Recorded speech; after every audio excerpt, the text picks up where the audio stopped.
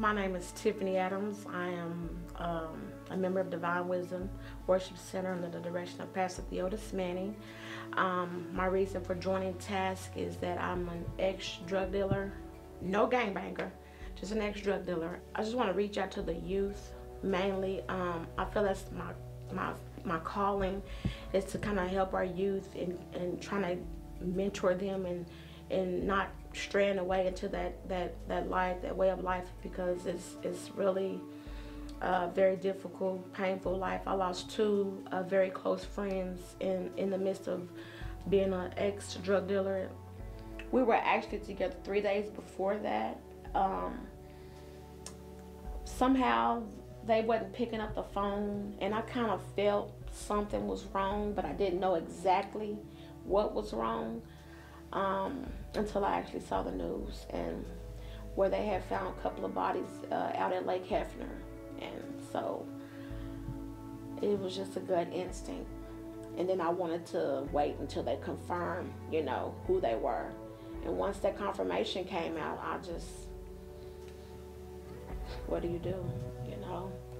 Is it time to stop, or is it time to keep going? And at that point, for me, I didn't want to stop, but seeing how they died and what happened to them, it made me just actually realize this is not the way of life.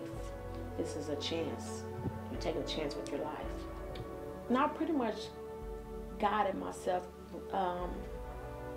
My grandmother, as I'm gonna put her in here too, she was a big part of my life, training me up, reading the Bible, meditating, and after the loss of my friends, I pretty much, it was kind of hard, but, I had to lean on God, because that's where my help coming from. But at the same time, reading that Bible and drawing closer to Him, He drew closer to me. And so it kind of, it just instilled within me that I had to just let it go, What was your childhood dream? Well, I wanted to be a nurse. I used to be around my grandma's house rapping, telling me I'm going to be a nurse. And so I took it upon myself that if that's what I want to do, I gotta drop everything. And I got to go for what I know. And I want to be a nurse. I got to go through the motions to be a nurse. I got to finish school. I got to, complete these test exams for this, and I did it, 2 kids came along in the midst of me doing all that, but I succeeded. And look at me now. Look at me now. Two-way street. It's not easy. And I wouldn't recommend no one. Who knows? Taking a chance.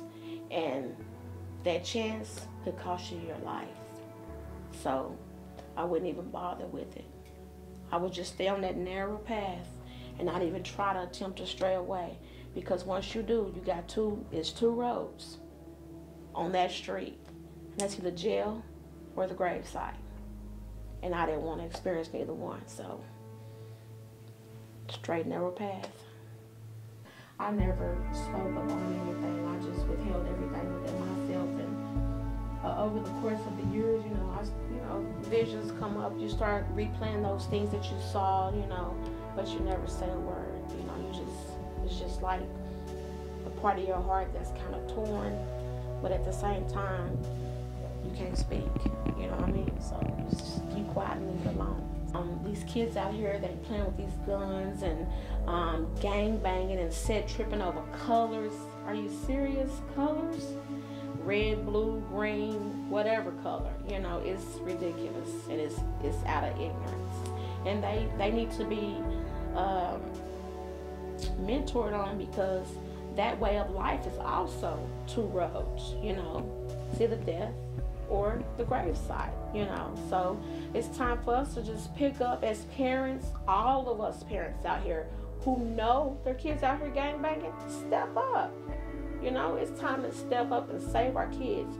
We lost so many kids last year, it's unreal. It seemed like I was going to a funeral every other week or every other month. We lost that many youth last year, ranging from 14 to 22. So it's time for us to wake up, because it's real out here. It's really real out here. And it's time for us as parents to, we know, step up and, get your kids in order.